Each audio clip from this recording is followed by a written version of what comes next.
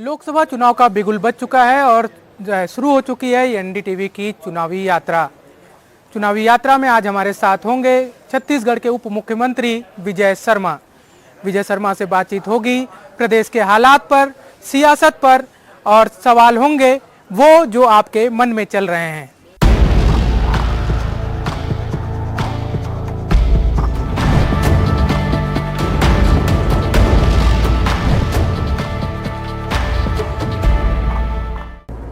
चुनावी यात्रा शुरू हो चुकी है और बिना किसी भूमिका के मैं सीधे परिचय कराता हूँ। विजय शर्मा जी हैं हमारे साथ, उप मुख्यमंत्री हैं छत्तीसगढ़ सरकार में और इसके साथ साथ गृह मंत्रालय, पंचायत मंत्रालय, तकनीकी शिक्षा मंत्रालय जैसे हैवीवेट जेल इनके पास है। बात चूंकि लोकसभा चुनाव की हो रही है तो सियासी बातचीत से ही शुरुआत करते हैं। शर्मा जी जरूर, क्या लग रहा है, मतलब पूरा मोदी की गारंटी पर आप लोग पिछले जब से सरकार में आए हैं बात कर रहे हैं, अभी लोकसभा चुनाव में एंटर कर चुके हैं, क्या स्थितियां नजर आ रही हैं 11 की 11 सीटों पर? मैं पूरे विश्वास के साथ आपसे कहना चाहता हूं, जब बम्पर सरकार बनी थी कांग्रेस की तब 11 में से 9 सीटें भारतीय जनता पार्टी ने जीती थी। अभी तो जनता ने विश्वास 3 महीने पहले ही भाजपा के लिए जताया है। उस समय मोदी जी पर विश्वास था, वो विश्वास और बढ़ा है।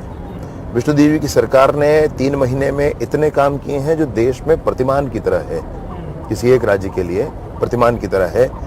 तो इसमें कोई संशय नहीं है कि 11 की 11 सीटें भाजपा जीतेंगी। पूरे लगन के साथ, पूरी निष्ठा के साथ, विनम्रता के साथ हाथ जोड़ जोड़ करके एक एक मतदाता के पास जा रहे हैं और उनसे भाजपा के पक्ष में कमल के निशान पर वोट देने के लिए आग्रह कर रहे हैं। टारगेट कितना आसान उसके बाद भी लगता है क्योंकि इतने बड़े बड़े प्रत्याशी जो हैं वो कांग्रेस की ओर से भी हैं और काफी इनकी भूमिका को नकारा भी नहीं जा सकता, इनकी लोकप्रियता को भी ये कह के दरकिनार नहीं किया जा सकता कि अब इनको जनता नकार चुकी है। निसंदेह नहीं किया जा सकता। भाजपा का जो मसला है भैया, वो हमारे अपने पिछले रिकॉर्ड से हमारा कंपटीशन है।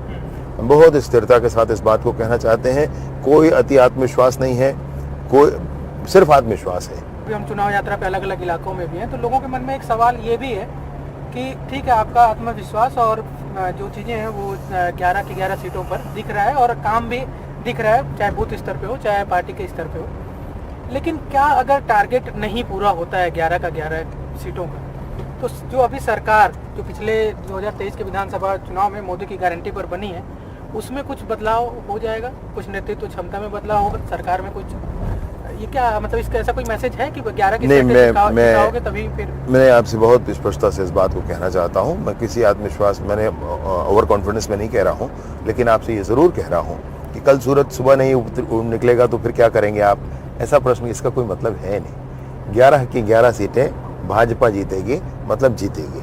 आदिवासी क्या सरकार और जो दूसरे लोग हैं जो नक्सल हैं संगठन है उनके बीच में पिसते हुए पिछले 20 सालों से नजर नहीं आ रहे हैं और जो पीस रहे हैं तो उसके लिए फिर क्या समाधान क्या सरकार करने वाली है? नहीं, देखिए मैं आपसे एक बात बहुत स्पष्टता से कहना चाहता हूँ, कोई एक पक्ष पिस रहा है ऐसा नहीं है। सुरक्षाकर्मी भी पिस रहे हैं, बिल्कुल, सरकार भी पिस रही है, सरकार को भी उतनी ही परेशानियां इसमें झेलनी पड़ती हैं। आपके साथ बातचीत का विषय नहीं है भाई, मसला ये है कि कितने संसाधन वहां लगाने होते हैं, उससे कितने काम किए जा सकते हैं। सरकार भी पिसती है, सुरक्षा कर्मी भी पिसते हैं, सिविलियंस भी पिसते हैं और मैं तो यहाँ भी कहूँगा आपको कि नक्सली भी पिसते हैं। भाई वो भी इंसान हैं, कहीं हमारे बीच के कुछ हैं, कोई भ्रम फैलाया गया है उनके बीच, कुछ बात कही गई है उनके बीच और वो दिशा विहीन हुए हैं, इतना ही तो है उनके साथ, वो भी पिसते हैं। तो ये जो मसला चल रहा है इसमें कोई एक व्यक्ति पिस रहा है, कोई एक पक्ष पिस रहा है ऐसा नहीं है भाई, इसमें तो सभी पिस रहे हैं। इस पर बैठकर चर्चा करनी चाहिए, इसका हल निकालना चाहिए। चर्चा की बात होती है विजय जी तो मुझे नंद कुमार पटेल भी याद आते हैं, पहले गृह मंत्री जो रहे छत्तीसगढ़ सरकार के। गृह मंत्री बनते ही उन्होंने भी और तत्कालीन जो राज्यपाल थे साया साहब, उन्होंने और डीजीपी ने मिलकर एक प्रस्ताव दिया था नक्सलियों को कि हम बातचीत के लिए तैयार हैं, और लेकिन उनका भी वही मसला था कि आपको हथियार छोड़ना पड़ेगा, जो शर्त है उसकी बात हुई। उसके बाद 15 सालों तक अलग अलग समय में, चाहे वो रमन सिंह की सरकार रहे, पिछले 5 साल जो गए भूपेश बघेल की सरकार रहे, उसमें भी इस तरह के प्रस्ताव सरकार की ओर से भी जाते रहे।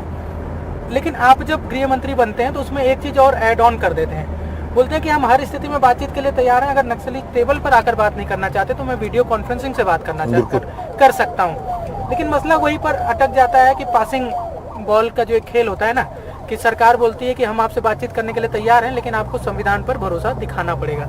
वो कहते हैं हम भी बातचीत के लिए तैयार हैं, लेकिन आपको फोर्स की आमद रोकनी पड़ेगी, जंगलों में सर्चिंग रोकनी पड़ेगी, जो भी उनके शर्त आ जाते हैं कि कैंप डैम ना बने, ना इधर से बात बनती है ना उधर से बात बनती है। तो आखिर इसके लिए ब्लूप्रिंट क्या होगा? विष्णुदेव जी की सरकार का स्पष्ट संकल्प है कि बस्तर के गांव-गांव तक विकास की गंगा पहुंचनी चाहिए। बस्तर के गांवों में बिजली नहीं है भैया, वहां पर आंगनबाड़ी नहीं है, स्कूल नहीं है, अस्पताल नहीं है, वहां पर मोबाइल के टावर नहीं है, पीने का शुद्ध पानी अगर नहीं है तो ये कब तक ऐसा चलेगा? ये क्यों नहीं पहुंचना चाहिए वहां पर? उसको पहुंचने से कोई क्यों रोकेगा? मैं तो ये नहीं समझ सकता हूँ। सरकार की बहुत स्पष्टता है, ये सारी चीजें गांव में पहुंचनी चाहिए। आज के डेट में तो ये सारी चीजें मौलिक आवश्यकता हो गई। आपसे मैं निवेदन पूर्वक यही कहना चाहता हूं कि आखिर नक्सली चाहते क्या है, उनको ये स्पष्ट करना चाहिए। अगर वो विकास चाहते हैं वहां के, तो वही तो सरकार भी चाहती। अंतर क्या हुआ? और अगर वो किसी और तरह से सोचते हैं, जंगल का संसाधन है कि ये है, तो जल, जंगल और जमीन, ये जो शब्द है ये हमारे भी हैं भाई। हम भी चाहते हैं कि आदिवासियों के हक हैं, इसमें कौन मना करता है? किस तरह से मना होता है? तो चर्चा और वार्ता का जो विषय है, कोई ये कहे कि आप 6 महीने फिर जाकर उधर करो, फिर ये, ऐसे बात थोड़ी होती है भाई। बात करना है तो बात करिए, आप क्या चाहते हैं वो बताइए, उसमें चर्चा कर सकते हैं। कोई मसला थोड़े है। कोई मध्य मार्ग के बारे में सोच रही है सरकार कि ठीक है कि दोनों के बीच में कोई किसी को प्रतिनिधि बनाया जाए जो उन तक भी जाए। साहब, अगर हम वीडियो कॉन्फ्रेंसिंग पर चर्चा की बात करते हैं तो सारे पुराने ऑप्शन तो खुले ही हुए हैं ना, उसमें ना ही तो है ही नहीं। किसी भी तरह से बात करना चाहें, बात करने के लिए तैयार है। पूरा समूह नहीं, एक छोटा समूह बात करना चाहे, सरकार बात करने के लिए तैयार है। व्यक्ति भी बात करना चाहे तो सरकार विनम्रता से हाथ जोड़कर बात करने के लिए तैयार है। सिर्फ बात यह है, खून खराबा खत्म होना चाहिए। चांदा बेटा एक समय में नक्सलियों का ट्रेनिंग सेंटर भी कहा जाता रहा, आपकी बात तो जानकारी में हो गई। विकास कैंप वहाँ तक पहुँच चुका है, सड़कें भी बन चुकी हैं, पटेल पारा है वहाँ तक, लेकिन एक और भी उसका पारा है, टिंडरा पारा। वहाँ पर पानी अभी भी एकदम, मतलब आप पानी की तस्वीरें हमारे दर्शक देख रहे हैं, लगातार 2-3 दिन से वो खबरें चल रही हैं हमारे यहाँ। जो पानी हम ना, मतलब अब जानवर को नहीं पिलाना चाहेंगे, वो पीने के लिए मजबूर है। समय लगता है भैया। पहले हमारी प्राथमिकता है नए कैंप जो लगाए जा रहे हैं, नियद नीलानार जो सरकार की योजना अभी सरकार ने लाई है, वो नए कैंपों तक की है। नए कैंपों में पहले उसको इम्प्लीमेंट करेंगे, पुराने कैंपों में बाद में किया जाएगा, और पूरे बस्तर में एक साथ उसको करना है। ये जो चिंता है, ये सिर्फ रायपुर में बैठे किसी सरकार की चिंता है क्या? ये चिंता सबकी चिंता होनी चाहिए। जब एनकाउंटर होते हैं तो फिर आरोप लगते हैं कि कई सारे फर्जी मुठभेड़ हो गए, नक्सल के नाम पर आदिवासियों को गिरफ्तार कर लिया गया, उनको गोली मार दी गई। जो कहीं गतिविधियों में संलग्न है उस पर ही तो कार्रवाई होती है। ऐसा बिल्कुल नहीं होता है। ऐसे कह देना जबरदस्ती का इशू बनाना होता है। शहरों में बैठ करके जबरदस्ती बयान जारी करके, लिख करके कुछ भी कहना होता है, ये बिल्कुल गलत है। बस्तर के विकास के लिए ब्लूप्रिंट क्या है, सुरक्षा के साथ साथ विकास की अगर हम बात करें तो? माननीय विष्णुदेव साय जी की सरकार ने बहुत स्पष्टता के साथ सारे विषयों का निर्णय किया है। एक अच्छी पुनर्वास नीति भी सारे नक्सली साथियों के लिए, उनके जितने साथी हैं उनमें से व्यक्तिगत कोई आए, कोई छोटा समूह आए, कोई बड़ा समूह आए, वो भी लेकर आने वाली है। साथ ही साथ बस्तर में स्थानीय नेतृत्व के आधार पर विकास आगे बढ़े, इसका भी निर्णय विष्णुदेव जी की सरकार ने आगे करना है। जब पिछली सरकार थी, भूपेश बघेल की सरकार बनी, तो ट्रांसफर हुए और बीजेपी लगातार आरोप लगाती रही कि सरकार, तत्कालीन सरकार ट्रांसफर उद्योग चला रही है। कब कौन कहाँ रहेगा, वो कितने दिन रहेगा, इसका कोई गारंटी नहीं होता था। आपकी सरकार बनी, खासकर आपके विभाग में करीब लगभग 1 महीने तक मुझे ठीक ठाक याद है कि कोई ट्रांसफ़र ही नहीं हुआ।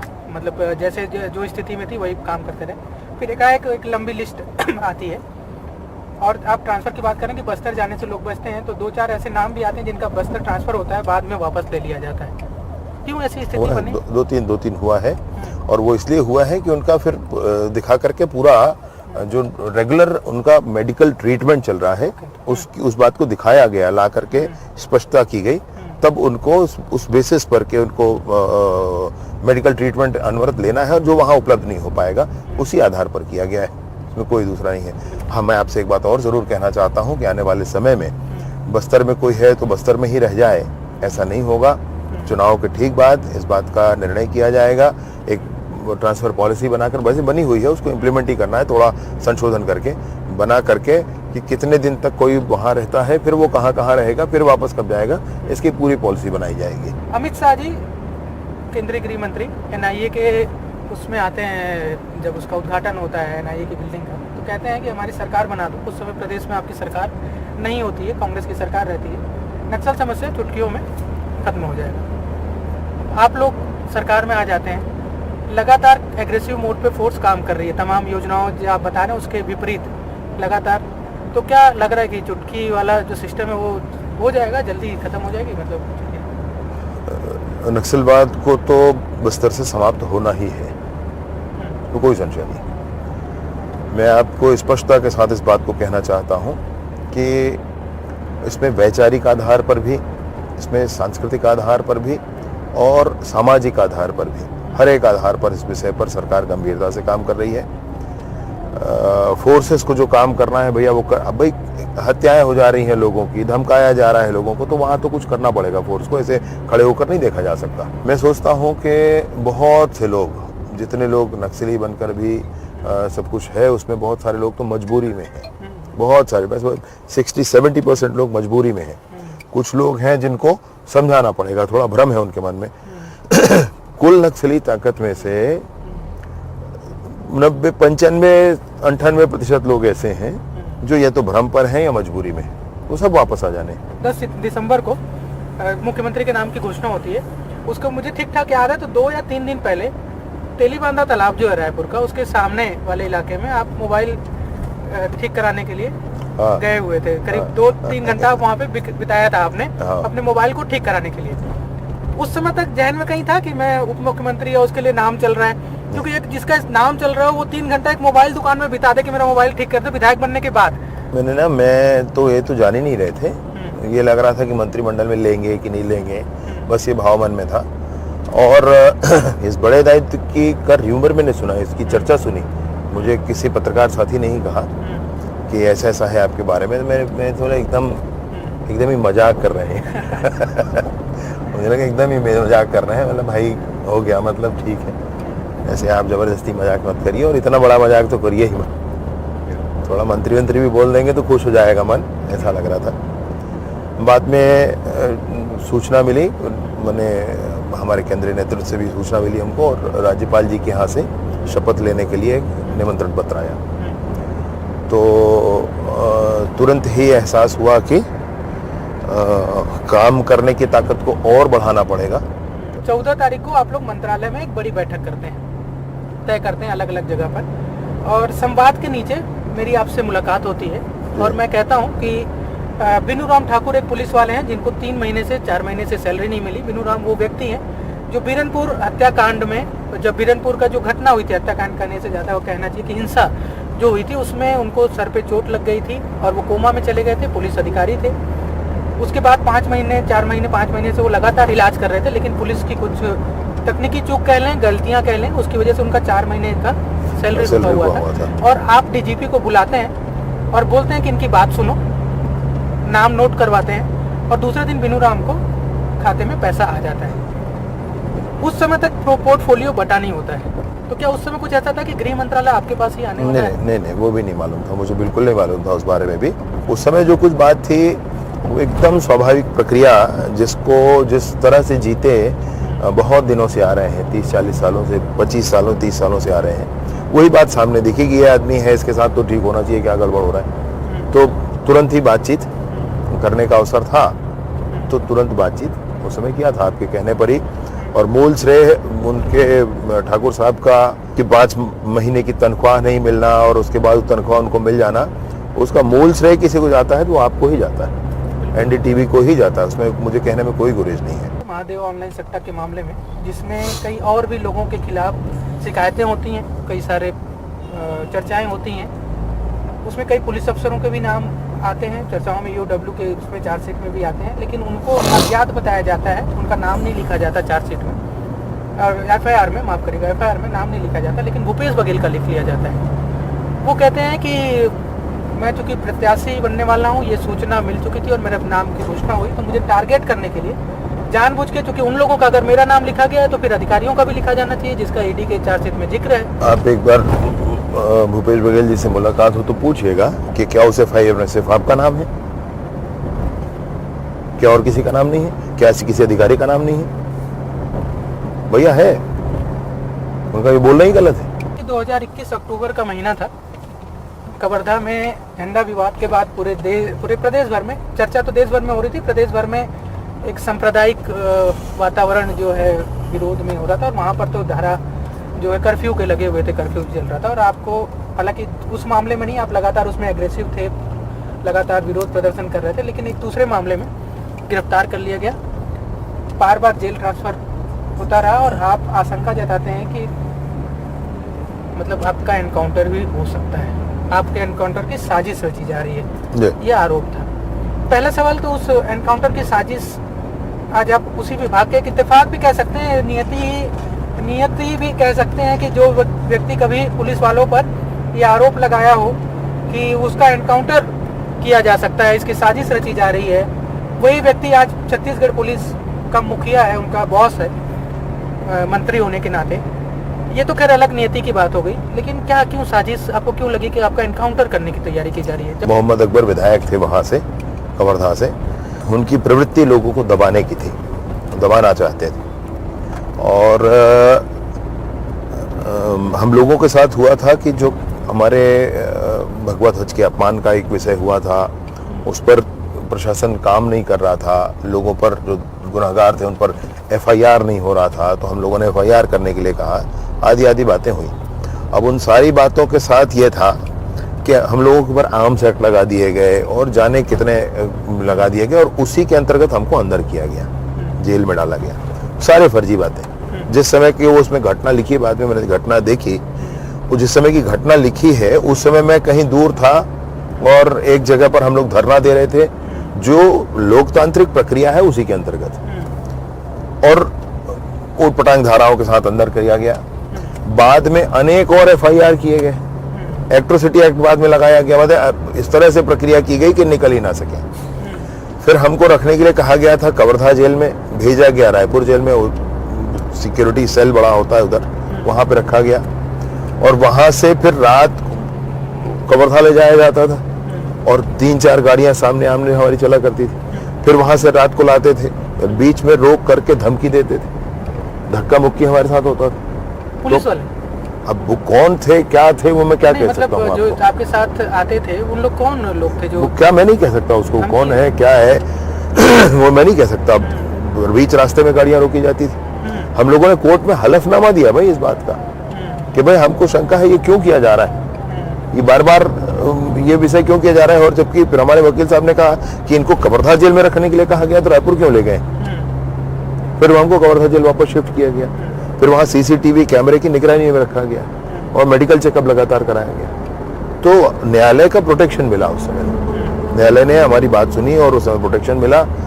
मैं बिल्कुल इसी आशंका के साथ मैंने हलफनामा दिया था न्यायालय में कि कुछ भी गड़बड़ हो सकता है। जेल के अंदर से कई सूचनाएं आती हैं कि सुविधाओं के नाम पर जेल में एक तरह से जंगल राज के नाम पर कि कुछ लोग मतलब छापे पड़ते, पता चला एक व्यक्ति को 4-4 गद्दा लगाकर ट्रीटमेंट दिया जा रहा है, किसी के पास मोबाइल है, किसी के पास कुछ है। ये पूरा सुधार व्यवस्था को लेकर क्या प्लान है मंत्री के नाते? जेल में बड़ा मैन पावर होता है, तो वहाँ जेल में कार्यशालाएं होनी चाहिए और उन्नत, अभी भी है ऐसा नहीं है, लेकिन और उन्नत और अधिक कार्यशालाएं होनी चाहिए, लोगों को काम करने का और अच्छा अवसर मिलना चाहिए।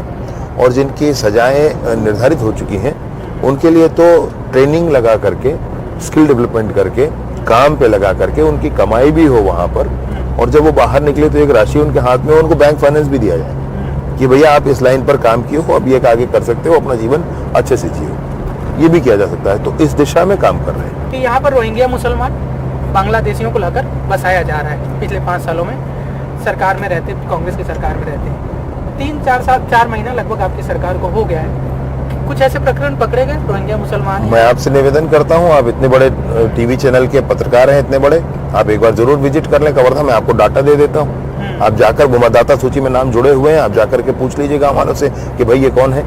लोग जो हैं जो छत्तीसगढ़ में रह के ही रोजगार करना चाहते हैं, उनके लिए कुछ व्यवस्थाएं या कुछ और बेहतर हो पाए? निस्संदेह आप जो कह रहे हैं, मतलब छत्तीसगढ़ में बहुत काम करने की ज़रूरत है।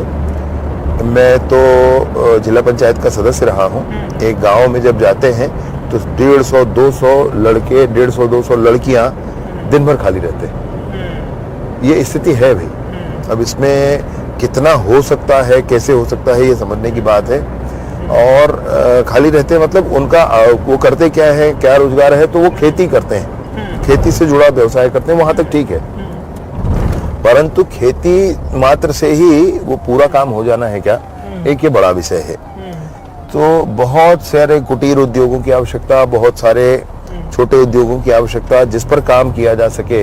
लेकिन ये है कि मोदी जी जैसा नेतृत्व अगर है जो पूरे देश को दुनिया के तीसरी इकोनॉमी पर लाना चाहता है, 2047 तक पहली इकोनॉमी बनाना चाहते हैं, तो ये जो गति वो चाहते हैं वही गति बने रहना चाहिए। बिल्कुल।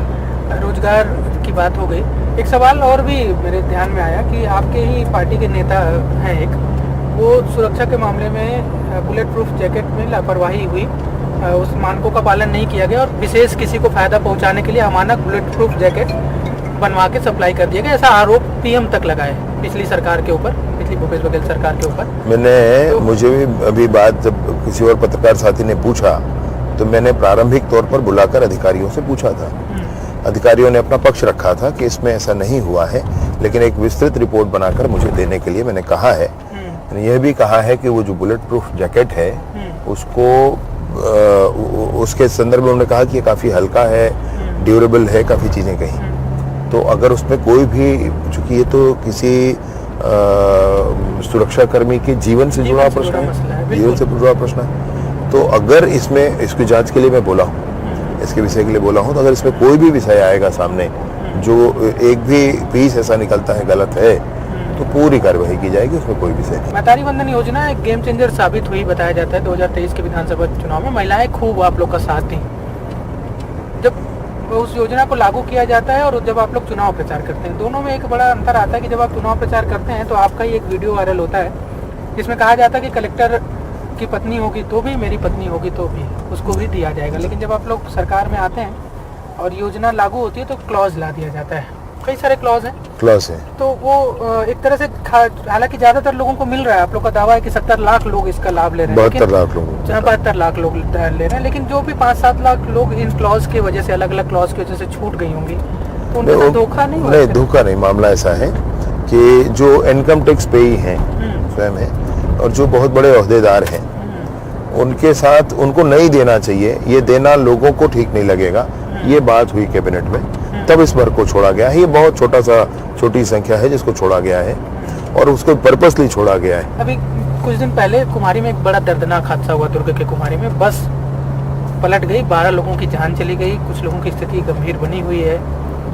और उस हादसे के पीछे हादसे होते रहते हैं, उसके लिए आप एक्सीडेंटल किसी भी चीज़ को ये नहीं कह सकते कि आप उसको मतलब एक्सीडेंट है ही इसीलिए कहा जाता है कि एक्सीडेंट हो गया, हादसा हो गया। लेकिन जो हादसा हुआ ना, उसके बाद जब मैं उसकी कवरेज कर रहा था तो एक नज़र आया कि वो 20-25 साल से रोड के दोनों तरफ खाई उसी तरह से पड़ी हुई है, कोई ध्यान नहीं दिया गया प्रशासन शासन की ओर से भी। जो कर्मचारियों को ले जाने वाली बस थी, जो कंपनी था, वो भी, क्योंकि उसके 100-200-500 कर्मचारी रोज वहीं से आना जाना करते हैं सुरक्षा के लिहाज से। चूँकि आप लोग अब सरकार में हैं तो उस तरह की घटनाएं दोबारा ना हो, क्योंकि मैं जब कवर कर रहा था ना तो एक बैग में ना मेरे को पूरी सब्जी मिली, एक कर्मचारी की 2 बैगों में पूरी सब्जी निकाला। मुझे ध्यान आया कि एक दिन पहले नवरात्रि का पहला दिन था, तो हो सकता है प्रसाद के रूप में उसको मिला होगा। और मैं अपने रिपोर्ट में उसका जिक्र भी किया, मैं खुद भी बहुत भावुक हो गया कि जब कोई गरीब परिवार के लोगों को जो स्पेशल डिश मिलती है ना, पूरी सब्जी, आप भी बहुत ज़्यादा, मुझे जहाँ तक ध्यान है, बहुत हाई प्रोफाइल परिवार से नहीं है, तो आपको भी ध्यान होगा कि जब किसी ऐसे सामान्य परिवार में कोई अच्छी स्पेशल चीज़ होती है तो जो मुखिया होता है वो लेके चले जाता है कि मेरा बच्चा खा लेगा, मैं इसको नहीं खाता, या मेरा मतलब परिवार का जो खास सदस्य होगा उसको दे दूंगा। वो पूरी सब्जी देखकर बड़ा दिल भारी हुआ और लगा कि ये हादसा हुआ क्यों, क्या इसको रोका नहीं जा सकता? प्रदेश में ऐसी भी तमाम खदानें पड़ी हुई हैं, ध्यान ही नहीं दे रहे हैं। कलेक्टर की जिम्मेदारी नहीं बनती क्या? खनिज विभाग की जिम्मेदारी नहीं बनती क्या? या उधर के थानेदारों की जो स्पेशल जिम्मेदारी नहीं बनती क्या? इस पर क्या आप विचार है कि ऐसे हादसे दोबारा ना हो? नहीं, निसंदेह वहाँ का तो मैं भी गया था देखने के लिए। वहाँ पर देखने के बाद वहाँ भारी गाड़ियाँ ना चलें, इसकी बात भी हम लोग करके आए हैं, बैरिकेड लग जाए उसकी बात भी करके आए हैं। लेकिन मसला ये है कि वो प्रक्रिया वहाँ दशकों से चल रही थी। ड्राइवर वहाँ 12 साल से गाड़ी चला रहा है और वहीं से आना जाना कर रहा है, लेकिन फिर भी उसको रोका जाना चाहिए था। और बहुत पुरानी खदानें जो गड्ढे हुए हैं, बहुत पुराने, तो उसको फिर भी रोका जाना चाहिए और ऐसे सारे स्थानों का पता करके उस पर निसंदेह कार्यवाही करवाना चाहिए। महादेव सट्टा ऐप मामले में कई कार्रवाइयाँ चल रही हैं, यूडब्ल्यू अलग कार्रवाई कर रही है, ईडी अलग कार्रवाई कर रही है। पुलिस किस तरह से इसको पूरी तरह से रोक लगा दे, क्योंकि ये आरोप विपक्ष भी लगाते रहता है कि मंशा नहीं दिखती है, चाहे वो केंद्र सरकार की हो चाहे मौजूदा भाजपा सरकार की, एक मिनट में इसको रोका जा सकता है। बिल्कुल रोकना है, रोका ही जा रहा है। ये तो वेबसाइट्स के माध्यम से बात आगे बढ़ती है इनकी ना, प्रचारित इतना हो चुका है पहले कि इसमें पूरे नियंत्रण में समय लग रहा है। कोई बात नहीं है, जो उनका भाव था पुरानी सरकार का उससे हमारा कोई लेन देन नहीं है भैया। इसको 100% बंद होना चाहिए और होकर रहेगा। बीजेपी को भी जब भी मैं देखता हूँ और संघ को देखता हूँ तो मुझे कैमरामैन और रिपोर्टर की उस भूमिका का ही लगता है कि संघ के लोग दिखते नहीं है, लेकिन चुनाव में कितना दखल होता है उसका एक आ जाए कि पर्दे के पीछे रहते हैं, लेकिन चेहरा भाजपा का दिखता है। अभी परिप्रेक्ष्य में क्या लग रहा है? नहीं भैया, मैं आपसे एक बात कहूँ, संघ के संदर्भ में चुनाव से कोई लेन देन है ही नहीं, उसका कोई मामला ही नहीं है उनका। संघ संस्था है व्यक्ति निर्माण की, व्यक्तियों का निर्माण वहाँ पे एक होना चाहिए। बाकी अपना अपना कार्य क्षेत्र है, दुनिया में अपना अपना काम करते हैं। पुलिस विभाग से एक सवाल आखिरी मैं ले लेता हूँ आपसे। पुलिस विभाग में भर्तियों को लेकर और पुलिस विभाग में कई सुविधाएं जो लोग वहाँ पे काम कर रहे हैं उनके समय, और हालांकि बता कर ही किया जाता है, लेकिन उनको समय नहीं मिलता, पर्याप्त छुट्टियों की बात हो या फिर सुविधाओं की बात हो, इस पर कुछ विचार किया जा रहा है। और जो नई भर्तियाँ होनी है पुलिस विभाग में युवाओं के रोजगार से जुड़ा, सप्ताह में एक दिन की छुट्टी सबको मिले, इसके लिए हम लोग कोशिश कर रहे हैं। क्योंकि देखिए, सप्ताह में एक दिन की छुट्टी मिलना मतलब स्ट्रेंथ बाई 7, इतने लोग गायब रहेंगे आपके। तो उतने लोग अगर नहीं है और कुछ यूजुअल कुछ छुट्टियों पर रहते हैं तो फिर कुल कितना स्ट्रेंथ है आपके लिए, आधी आधी विषय होते हैं। अभी लगभग 7,000 नई भर्तियां और हो रही हैं। उन भर्तियों के हो जाने के बाद स्थिति ठीक होगी। मतदाताओं से अपील आपकी ओर से। दुनिया में शासन प्रशासन तंत्र को चलाने के लिए सबसे अच्छी व्यवस्था कोई है तो वह लोकतंत्र है, और अगर लोकतंत्र चाहिए है तो आपको वोट करना चाहिए। लोकतंत्र की ताकत को पहचानिए और लोकतंत्र में ज्यादा से ज्यादा या 100% आप हिस्सा लीजिए। हमारे साथ थे छत्तीसगढ़ के डिप्टी सीएम विजय शर्मा से हमने कई मुद्दों पर बात की, काफी लंबी बातचीत हुई, लगभग हर मुद्दों पर बड़ी सरलता और सहजता से उन्होंने हर सवाल का जवाब दिया। इसके लिए विजय शर्मा का शुक्रिया।